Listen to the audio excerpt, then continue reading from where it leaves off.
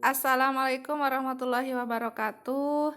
Bertemu kembali di pelajaran biologi. Kali ini kita akan melanjutkan materi pembelajaran biologi yang sebelumnya telah dibahas tentang objek biologi. Kita mulai dengan baca basmalah bersama-sama. Bismillahirrahmanirrahim. Nah, ilmu biologi banyak, ada beberapa cabang ilmu biologi.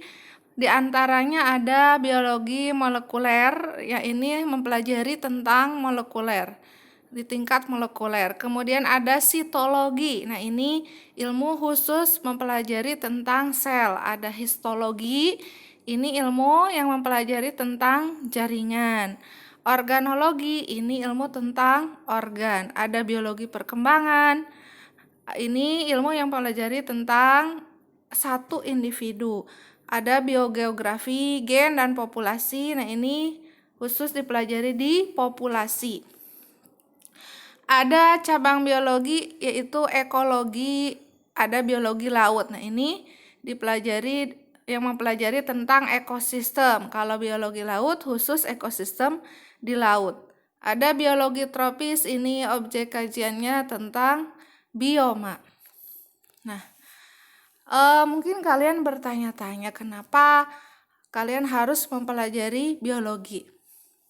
Karena biologi ini mempengaruhi kehidupan kita sehari-hari, mulai dari hubungan kita dengan lingkungan, makanan yang kita konsumsi, hingga penyakit yang dapat menyerang tubuh kita.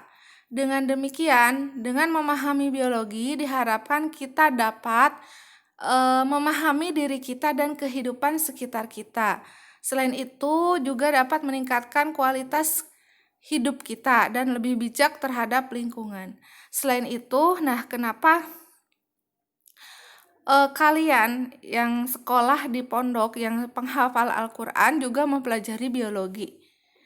Biologi sangat erat kaitannya dan banyak sekali kaitannya dengan isi Al-Quran.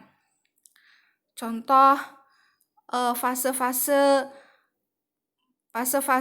pembentukan manusia, kemudian asal mula kehidupan itu semua ada kaitannya, dan tentang keanekaragaman kehidupan. Nah, itu juga ada terdapat di Al-Quran. Jadi dengan mempelajari biologi juga bisa menjadi sarana media untuk muhasabah, atau mungkin nanti kalian bisa lebih memperdalam lagi ilmunya dengan ilmu tafsir Al-Quran, apa yang ada di Al-Quran tentang biologi. Nah, itu mengapa kalian harus mempelajari tentang biologi. Nah, ada lagi biologi populasi, biogeografi, ada genetika populasi, ini cabang biologi ya. Kemudian di ekologinya ada yang berupa toksikologi, ada biologi kelautan. Kemudian yang tadi sama. Kemudian ada juga cabang biologi yang mengkaji suatu kelompok organisme. Ada taksonomi, ini mengelompokkan organisme berdasarkan persamaan dan perbedaan. Ada virologi, nah ini dengan keadaan sekarang yang lagi pandemi virus corona, nah ini para ahli itu mengkaji, para ahli-ahli yang mengkaji di bidang virologi. Kemudian mikrobiologi, nah ini mengkaji mikroorganisme, ada bakteri ya. Di situ termasuk ke mikrobiologi. Kemudian ada mikologi. Nah, ini mengkaji tentang jamur, ragi, dan kapang. Kemudian ada botani. Ini kajian tentang tumbuhan. Tumbuhan itu nanti ada pteridologi, ini khusus untuk tumbuhan paku. Briologi khusus untuk tumbuhan lumut. Kemudian ada zoologi. Nah, ini cabang biologi yang pelajari tentang hewan. Ada lagi spesifikasinya, ada yang hewan serangga, ini dikaji di entomologi. Di ikan ada ichtiologi. Di reptil dan amfibi ada herpetologi. Tentang unggas ada ornitologi. Tentang mamalia ada mammalogi. Nah, Ada cabang biologi berdasarkan aspek kehidupan, ada biologi perkembangan, embriologi, anatomi, dan fisiologi. Nah, ini yang biologi campuran dengan ilmu terapan, ada biokimia, biofisika, bioteknologi, dan paleontologi. Nah, kemarin objek biologi yang sebelumnya dipelajari itu di biologi dipelajari tentang makhluk hidup dan faktor-faktor pendukung kehidupannya. Nah, makhluk hidup ini ada yang mengelompokkan makhluk hidup menjadi 2 kingdom sampai dengan 6 kingdom. Kingdom itu kerajaan.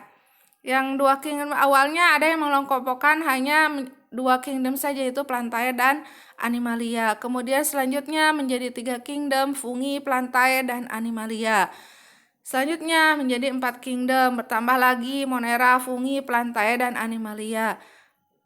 Dan yang setelah 4 kingdom ada 5 kingdom, yaitu Monera, Protista, Fungi, Plantae, Animalia. Dan yang terakhir yaitu 6 kingdom, virus, Monera, Protista, Plantae, dan Animalia. Tetapi yang dipakai itu yang dalam biologi, dalam pelajaran biologi SMA yang dipakai itu sistem pengelompokan 6 kingdom menurut Whittaker, di mana makhluk hidup dikelompokkan menjadi 5 kingdom, yaitu Monera, Protista, Fungi, Plantae, dan Animalia. Nah, dalam biologi ada yang namanya tingkat organisasi kehidupan.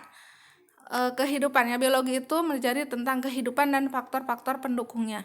Dalam kehidupan ini ada tingkat organisasinya, mulai dari yang terendah, dari yang tidak hidup molekul.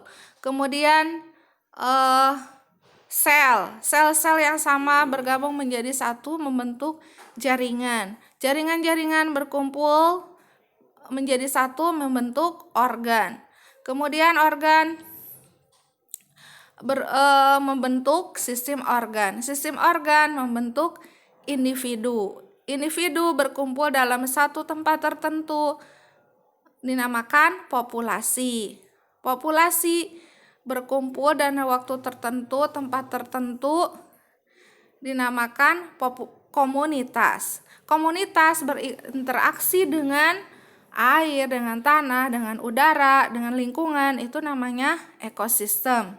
Nah, ekosistem ini ada yang berdasarkan letak geografisnya, misalnya ada yang di ekosistem pegunungan, ekosistem danau, ekosistem laut, itu namanya bioma. Faktor-faktor pendukung kehidupan itu apa? Contohnya ada air, udara, tanah, dan suhu. Nah, ini contoh organisasi kehidupan tingkat molekul. Contohnya ada molekul-molekul protein, fosfolipid, kolesterol, karbohidrat. Nah, ini yang menyusun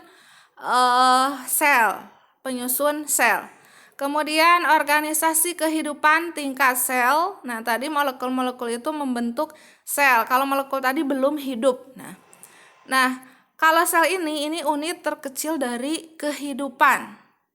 Makhluk hidup itu ada yang tersusun atas satu sel atau uniseluler, ada yang tersusun banyak sel atau multiseluler.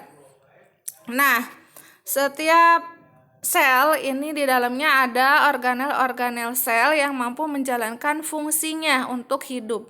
Jadi sel ini merupakan unit terkecil struktural dan fungsional dari makhluk hidup. Kemudian selanjutnya jaringan. Nah, sel-sel yang sama dan fungsi dan bentuk yang sama berkumpul membentuk jaringan. Nah, ini contoh di gambar ini namanya jaringan saraf. Nanti akan dipelajari tentang jaringan di kelas 11. Kemudian selanjutnya organ. Organ ini kumpulan dari berbagai jaringan yang berbeda menjalankan fungsi yang sama membentuk organ. Organ itu macam-macam. Contoh kalau di sistem pencernaan itu kita ada organ lidah, kemudian ada tenggorok, kerongkongan, ada lambung. Nah, itu contoh organ.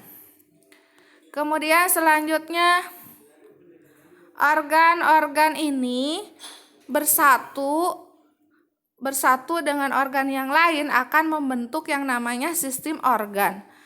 Contoh